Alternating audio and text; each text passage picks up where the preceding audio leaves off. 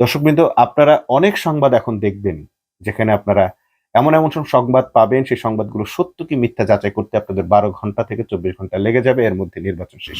ঠাকুরগাঁও জেলা আমির একজন ব্যবসায়ী, যিনি তার গার্মেন্টস ব্যবসার টাকা কর্মীদের মাঝে বেতন দিয়ে যাওয়ার সময় বিমানবন্দরে তাকে টাকাসহ আটক করা হয়েছে। এমনভাবে সেই সংবাদকে প্রচার করা হলো যেন টাকা থাকা কোনো ব্যবসায়ীর কাছে এটি তার একটি অপরাধ। যে যেখানে ভোট দেওয়ার নিয়ত করেছেন, যাদেরকে আপনাদের সৎ মানুষ মনে হয়, যাদেরকে আপনার দেশপ্রেমী মনে হয়, আপনারা আপনাদের নিয়তের প্রতি অটল থাকবেন। কোনো ধরনের বিভ্রান্তির ফাঁদে পা দিবেন না। প্রায় ৪ কোটি ভোটার রয়েছে যারা নতুন বন্দোবস্ত চায়। বিএনপির পুরনো রাজনীতি, সেই ঋণ খেলাপির রাজনীতি, লুটপাটের রাজনীতি কিংবা সন্ত্রাসের রাজনীতি কিংবা চাঁদাবাজের রাজনীতিকে এই তরুণ ভোটাররা পছন্দ করছে না। আমরা দেখলাম ঢাকার বিভিন্ন এলাকায় মিছিল করেছে জামাতের নারীরা। প্রতিবেশী রাষ্ট্র সবসময় তাদের কথা শুনবে অনুগত, এইরকম একটি তল্পিবাহক সরকার এই বাংলাদেশে চায়।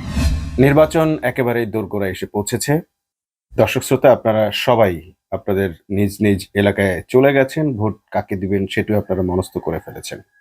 কিন্তু এই মুহূর্তে ষড়যন্ত্রের ঠিক আসল খেলাটা শুরু হয়েছে। ওরা ওত পেতেই ছিল যে ঠিক শেষ মুহূর্তে এসে খেলাটা খেলবে। ওরা বলতে কারা? যারা বাংলাদেশ বিরোধী ষড়যন্ত্রে লিপ্ত, যারা বাংলাদেশকে আজ ৫৪ বছর একটা গোষ্ঠীর কাছে, একটা দলের কাছে এবং একটা রাষ্ট্রের কাছে পুতুল বানিয়ে রেখেছে, সেই গোষ্ঠী ঠিক পূর্বের মতো করেই আবার তাদের ষড়যন্ত্রের সমস্ত নখগুলো ঠিক এই মুহূর্তে উপড়ে দিয়েছে, কাজে লাগানো শুরু করেছে। আমরা সেই বিশেষ সংস্থার নাম বলতে চাই না। তারা গতরাতে মিডিয়ার সঙ্গে বৈঠক করে মিডিয়ার সঙ্গে সেই পূর্বের মতো করে পরিকল্পনা করেছে যে তারা যে সংবাদ দিবে ঠিক সেটাই সকল মিডিয়া একযোগে প্রচার করবে। সিন্ডিকেট করে তারা এই সংবাদগুলো গ্যাং আকারে প্রকাশ করে একটি দলকে ডুবাবে এবং একটি দলকে ক্ষমতায় আনবে। ডিজিএফআই বলেন কিংবা বাংলাদেশের অমুক সংস্থা তমুক সংস্থা, এরকম বহু সংস্থা আছে, এগুলোর সঙ্গে জড়িত বলে ইতিপূর্বে আমরা বিভিন্ন পত্রিকার সম্পাদকদের কাছ থেকে জানতে পেরেছি। যেমন ধরেন, মাহফুজা আনাম নিজেই বলেছেন যে তাদের উচিত হয়নি ডিজিএফআই দেওয়া সংবাদ, সিন্ডিকেট সংবাদ এভাবে প্রচার করা। তিনি দুঃখ প্রকাশ করেছেন, ক্ষমাও চেয়েছেন। কিন্তু সেই একই গোষ্ঠী এবারও এরকম একটি মিটিং মিডিয়ার সঙ্গে করেছে, করে তারা কি ধরনের সিন্ডিকেট সংবাদ প্রচারের দায়িত্ব নিয়েছে সেটা আমরা এখনো জানি না। কিন্তু আমরা এরই মধ্যে দেখলাম ঠাকুরগাঁও জেলা আমির একজন ব্যবসায়ী, যিনি তার গার্মেন্টস ব্যবসার টাকা কর্মীদের মাঝে বেতন দিয়ে যাওয়ার সময় বিমানবন্দরে তাকে টাকাসহ আটক করা হয়েছে। এমনভাবে সেই সংবাদকে প্রচার করা হলো যেন টাকা থাকা কোনো ব্যবসায়ীর কাছে এটি তার একটি অপরাধ। প্রত্যেকটা পত্রিকায় সেম শিরোনামে এই সংবাদকে ছাপানো হয়েছে। এমনকি সেই সংবাদের কোনো বিস্তারিত তারা দেয়নি। কেউ জামাতের পক্ষ থেকে যে দাবি করা হয়েছে এটি ব্যবসার টাকা সেটি প্রকাশ করলেও এরপর বিস্তারিত আসছে বলে আর কোনো বিস্তারিত সংবাদ দেয়নি। বিশেষ দুটি মিডিয়াকে আমরা দেখলাম এ ব্যাপারে অত্যন্ত তৎপর, যমুনা এবং যুগান্তর। জামাত বিরোধী বিভিন্ন সংবাদ প্রচার করে তারা এমন এক প্রোপাগান্ডা মেশিনের কাজ করছে যেন তাদের প্রিয় দল বা তাদেরকে যারা অর্থায়ন করেছে সেই দলটি ক্ষমতায় আসতে পারে। মিডিয়া যখন কোনো দলকে, দলের পকেটে ঢুকে যায়, কোনো দলকে ক্ষমতায় আনার জন্য উঠে পড়ে লাগে, তখন সাধারণ মানুষের ভাষা রুদ্ধ হয়ে যায়। কারণ মিডিয়ার ভাষাকে মানুষ সাধারণ মানুষের ভাষা বলে মনে করে। আমরা দেখছি নির্বাচনের এই মুহূর্তে এসে ঠিক ভোট দেওয়ার আগ মুহূর্তে এভাবে চরিত্র হননের কাজগুলো করছে একটি সংস্থা এবং মিডিয়া। আমরা শুরুতেই এর জন্য ভীষণ দুঃখিতভাবে নিন্দা জানাচ্ছি। কারণ বাংলাদেশের জনগণের রায়কে নিয়ে এইভাবে খেলা করার অধিকার এদের কাউকেই দেওয়া হয়নি। যত বড় মিডিয়া হোক, যত বড় সংস্থা হোক, সরকারি সংস্থা হোক, তাদের উচিত নয় বাংলাদেশের জনগণের বিরুদ্ধে গিয়ে কোনো রায় তুলে আনা। অতীতেও আমরা দেখেছি ১৫ বছর বাংলাদেশের মানুষের মনের বিরুদ্ধে সরকার পরিচালনা করে, রাষ্ট্র পরিচালনা করে রাষ্ট্রকে অন্য একটি রাষ্ট্রের কুক্ষিগত করে দেওয়া হয়েছে, অনুগত করে দেওয়া হয়েছে। বাংলাদেশের মানুষ ক্রমাগত দ্রব্যমূল্যের বৃদ্ধিতে নাভিশ্বাসে ভুগেছে। বাংলাদেশের মানুষ ক্রমাগত খুন, রাহাজানি, সন্ত্রাসী ইত্যাদির দ্বারা শিকারে পরিণত হয়েছে। এরপর এই বাংলাদেশের মানুষ গণ অভ্যুত্থানের মাধ্যমে তাদের জনরোষের কারণে শেষ পর্যন্ত সেই সরকার বিদায় নিতে বাধ্য হয়। বাংলাদেশের যত বড় সংস্থা হোক কিংবা বিদেশি প্রভুরা যত শক্তিশালী হোক, সেই ভিনদেশি প্রতিবেশী দেশ যত শক্তিশালী হোক, তাদেরকে শেষ পর্যন্ত বাংলাদেশ থেকে তাড়িয়েছে এবং তারা দিল্লি না ঢাকা স্লোগান দিয়ে দেশের স্বাধীনতা সার্বভৌমত্বকে আবারও ফিরিয়ে এনেছে। এই মুহূর্তে বাংলাদেশের সেনাবাহিনী বিভিন্ন রাষ্ট্রের সঙ্গে প্রতিরক্ষা চুক্তি, সামরিক চুক্তি, বাণিজ্যিক চুক্তির মাধ্যমে বাংলাদেশের সামরিক অবস্থানকে শক্তিশালী করছে, বাংলাদেশের সার্বভৌমত্ব শক্তিশালী করছে। ঠিক সেই মুহূর্তে বাংলাদেশের এই সার্বভৌমত্বকে আবারও দুর্বল করার জন্য একটি গোষ্ঠী উঠে পড়ে লেগেছে। প্রতিবেশী রাষ্ট্রের চক্রান্তে বাংলাদেশকে আবারও সেই একই দেশের অনুগত পদপিষ্ট করার জন্য তারা যা ইচ্ছা তাই করছে। প্রতিবেশী রাষ্ট্র সবসময় তাদের কথা শুনবে, অনুগত এইরকম একটি তল্পিবাহক সরকার এই বাংলাদেশে চায়, কারণ তাতেই তারা এই বাংলাদেশটাকে ঠিকঠাক মতো চুষে খেতে পারে। দর্শকবৃন্দ, আপনারা অনেক সংবাদ এখন দেখবেন যেখানে আপনারা এমন এমন সংবাদ পাবেন, সেই সংবাদগুলো সত্য কি মিথ্যা যাচাই করতে আপনাদের 12 ঘন্টা থেকে 24 ঘন্টা লেগে যাবে, এর মধ্যে নির্বাচন শেষ হয়ে যাবে।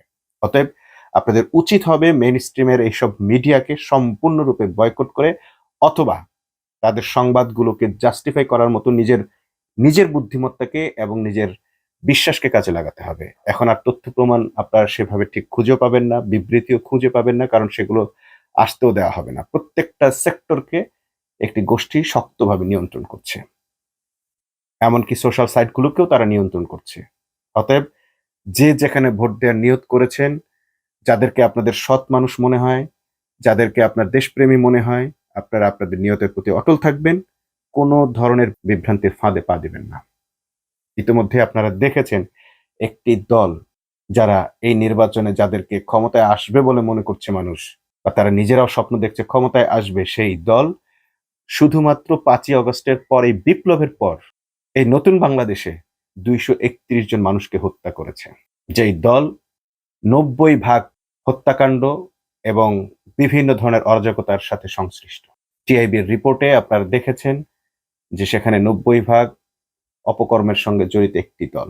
সেই দলকে যদি কেউ মিডিয়া কুয়ের মাধ্যমে কিংবা বাংলাদেশের কোনো সংস্থার দখল নেওয়ার মাধ্যমে ক্ষমতায় আনতে চায়, জনগণকে এই অপশক্তিকে রুখে দিতে হবে। অপরদিকে আমরা দেখেছি বাংলাদেশে আরো যে রাজনৈতিক দলগুলো আছে, বিশেষ করে ইসলামী দলগুলো এবং জামাতে ইসলামী, তাদের সঙ্গে কোনো অপকর্মের কোনো সংশ্লিষ্টতা পায়নি বলে তারা নানা ধরনের অপকৌশল বেছে নিয়েছে এবং অপতথ্য দিয়ে মানুষকে বিভ্রান্ত করার চেষ্টা করেছে। প্রথমত, তারা নিজেরা মানুষ খুন করে জামাত ইসলামীকে খুনের দায় দেওয়ার চেষ্টা করেছে, কিন্তু যার খুনের কথা বলছে সে নিজে লাইভে এসে বলেছে আমি মারা যাইনি। এভাবে করে খুনের যখন পারা যায়নি, তখন তাদের ব্যবসার টাকাকে অবৈধ টাকা প্রমাণের চেষ্টা করে যাচ্ছে মিডিয়া, এবং আমরা জানি এটি একটি বিশেষ সংস্থার এজেন্ডা।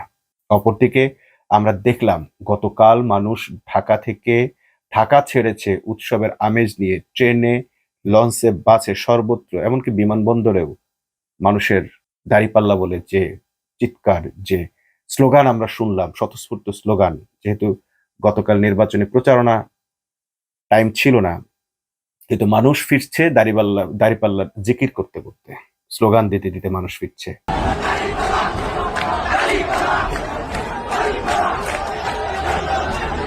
এটা দেখে অনেকের ঘুম হারাম হয়ে গেছে। সেই রাতেই সে বিশেষ গোষ্ঠী, বিশেষ সংস্থা মিডিয়ার সঙ্গে পরিকল্পনা করে আজকে থেকে শুরু করেছে তারা জামাতের নেতাদের চরিত্র হনন।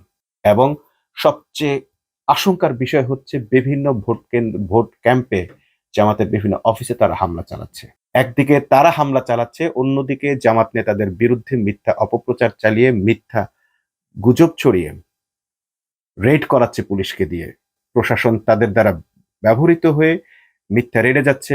এরকম একটি ঘটনা আমরা দেখলাম ভোলা 2 আসনে ঘটেছে। সেখানে একের পর এক প্রার্থীর বাড়িতে হানা দিচ্ছে পুলিশ বিভিন্ন অজুহাতে, কিন্তু কোনো কিছুই তারা পাচ্ছে না। শেষমেশ কোনো একটি বাগান থেকে কিংবা জমি থেকে তাদের সাজানো পরিকল্পনা অনুযায়ী কিছু হাবিজাবি উদ্ধার করে দেশীয় অস্ত্রশস্ত্র, যেগুলো আসলে তারা নিজেরা সেখানে পুঁতে রেখে এই ধরনের উদ্ধার অভিযান দেখানোর চেষ্টা করছে।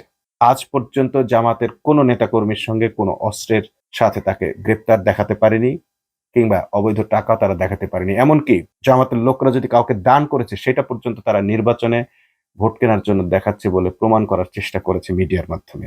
সবকিছু দেখে আমরা যেটা বুঝলাম যে এই মুহূর্তে জামাত ক্ষমতায় আসছে, এটা যখন তারা নিশ্চিত হয়ে গেছে, তখনই জামাতের বিরুদ্ধে ষড়যন্ত্রগুলো তারা শুরু করেছে। কারণ আমরা দেখেছি ইতোমধ্যে দেশের বিদেশের বিভিন্ন আহ, পত্রপত্রিকা এবং পর্যবেক্ষকরা মোটামুটি তাদের ধারণা দিয়েছেন যে ইভেন রয়টার্সের খবরে আমরা দেখলাম যে এবারই সেরা ফলাফলটা করতে যাচ্ছে জামাত। নির্বাচনে খুব ভালো ফলাফল এবং সেরা ফলাফলটি করতে যাচ্ছে জামাত। এছাড়াও আমরা দেখেছি যাদেরকে জিজ্ঞেস করা হচ্ছে তারাও খুব ভালোভাবেই জানাচ্ছে তারা এবার দাঁড়িপাল্লার প্রতি রায় দিতে চায়। এছাড়া প্রায় 4 কোটি ভোটার রয়েছে যারা নতুন বন্দোবস্ত চায়। বিএনপির পুরনো রাজনীতি, সেই ঋণ খেলাপির রাজনীতি, লুটপাটের রাজনীতি কিংবা সন্ত্রাসের রাজনীতি কিংবা চাঁদাবাজের রাজনীতিকে এই তরুণ ভোটাররা পছন্দ করছে না। আমরা দেখলাম ঢাকার বিভিন্ন এলাকায় মিছিল করেছে জামাতের নারীরা। বিএনপি সর্বশেষ চেষ্টা করেছিল জামাতের বিরুদ্ধে, জামাতের আমিরের আইডি হ্যাক করে নারী কার্ড খেলার, কিন্তু সেটিও জামাতের নারী ভোটাররা, সেই কর্মীরা সেই চেষ্টা ব্যর্থ করে দিয়েছেন। কিন্তু এই মুহূর্তে আমাদের সবচেয়ে বেশি দরকার এসব সংস্থা এবং মিডিয়ার অপপ্রচারের বিরুদ্ধে সোচ্চার হওয়া এবং সতর্ক থাকা। নিজেদের বিশ্বাসকে কাজে লাগিয়ে যাদেরকে আপনারা এখনো পর্যন্ত কোনো ধরনের সন্ত্রাসের সঙ্গে, খুনোখুনির সঙ্গে কিংবা টাকা তসরুফের সঙ্গে, দুর্নীতির সঙ্গে, যাদের দুইটা মন্ত্রণালয়, দুইজন মন্ত্রী ছিলেন 3টা মন্ত্রণালয়, তাদের কাছ থেকে 1 টাকার দুর্নীতি যারা আপনারা যেহেতু পাননি, এইরকম লোকদের ব্যাপারে যদি কেউ এখন এই মুহূর্তে এসব প্রচার চালানোর চেষ্টা করে, এই দেশবাসীকে সেসব অপপ্রচারের বিরুদ্ধে দাঁড়াতে হবে এবং নিজেদের বিশ্বাস আস্থা অটুট রেখে ভোট কেন্দ্রে গিয়ে চুপিসারে নিজের পছন্দের ভোটটা দিয়ে আসতে হবে। বাংলাদেশের এমন কোনো সংস্থা নেই মানুষের রায়কে কেড়ে নিতে পারে। যদি আপনারা বিভ্রান্ত না হন, ইনশাআল্লাহ এবার আপনাদের পছন্দের দল জামাত ইসলাম এবং সৎ লোকদের প্রার্থী এবং এই গণ অভ্যুত্থানে নেতৃত্ব দেওয়া এনসিপি তথা 11 দল বাংলাদেশের শাসন ক্ষমতা পাবে এবং বাংলাদেশকে এমন একটি রাষ্ট্রে পরিণত করবে যে রাষ্ট্রের স্বপ্ন আমরা এতকাল ধরে দেখে আসছি। জামাত ইতোমধ্যেই তাদের ম্যানিফেস্টোতে 2টো অ্যাপস এর ঘোষণা দিয়েছে যে অ্যাপস দুটো আপনার প্রতি যে কারো জুলুম আপনি যে কোনো সময় তুলে ধরতে পারবেন। প্রতিটি ঘাটে মাঠে মানুষ শক্তিশালীর কাছে নিষ্পেষিত হয় দুর্বলেরা। ঠিক এমন একটি অ্যাপ তৈরি করা হয়েছে যে অ্যাপ দিয়ে আপনি আপনার সেই সময়কার ছবি তুলে ঘটনাগুলো আপনি সরকারের কাছে পৌঁছে দিতে পারবেন এবং সরকার তাৎক্ষণিক কি ব্যবস্থা নিচ্ছে সেটিও আপনি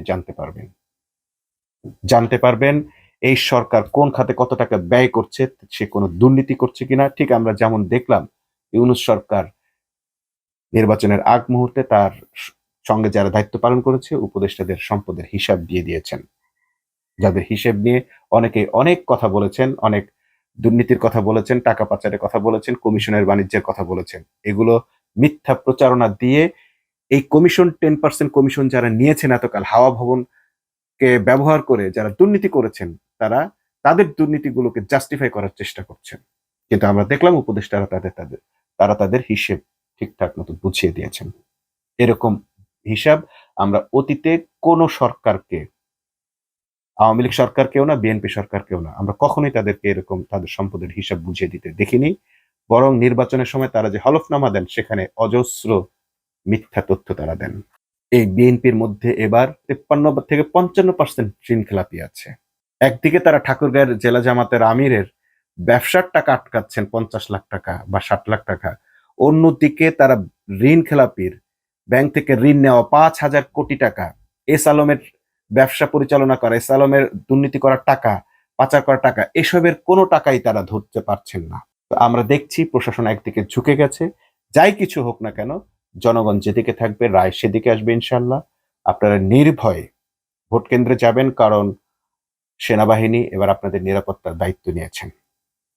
আমরা বারবারই দেখেছি বাংলাদেশের সেনাবাহিনী জনগণের পক্ষে থেকেছে। তাদেরকে নানাভাবে পলিটিসাইজ করার চেষ্টা করা হলেও তাদের মধ্যে রয়ের এজেন্ট দিয়ে, এমনকি এই যে কচুক্ষেতি আমরা বলি, এই কচুক্ষেতের মধ্যে র্যাবের প্রধান কার্যালয় তৈরি করে সেনাবাহিনীকে নানাভাবে বিতর্কিত করে সেনাবাহিনীকে নানাভাবে পলিটিসাইজ করার চেষ্টা করা হয়েছে। তারপরও আমরা সর্বশেষ দেখলাম যে সেনাবাহিনী বাংলাদেশের পক্ষে থেকেছে এবং জনগণের পক্ষে থেকেছে সবসময়। অতএব নিরাপত্তা নিয়ে আপনারা কোনো শঙ্কা বোধ করবেন না। আপনারা আপনাদের পছন্দের ব্যক্তিকে, মার্কাকে ভোট দিবেন এবং ভোট দিতে যাওয়ার সময় অন্যদেরকে সঙ্গে নিয়ে যাবেন। শান্তিপূর্ণভাবে ভোট দিবেন। এবারের নির্বাচন যেন শ্রেষ্ঠ নির্বাচন হয় এবং ভোট দেওয়ার পর আবার আপনারা সে ভোট কেন্দ্র পাহারা দিতে চলে আসবেন। যেন আপনাদের ভোট কোনোভাবেই অন্যদিকে ডাইভার্ট করতে না পারে। আর পুরো মুহূর্তে যত ধরনের মিডিয়াগুলো একটি বিশেষ সংস্থার হয়ে যত ধরনের অপপ্রচারে চালাক না কেন, আপনারা তাতে কান দেবেন না। আপনাদের হৃদয়ের বিশ্বাসকে ধারণ করে নিজেদের পছন্দের মানুষের পক্ষে, দলের পক্ষে দৃঢ় অবস্থান নেবেন। এই আশাবাদ ব্যক্ত করে আল্লাহ হাফেজ।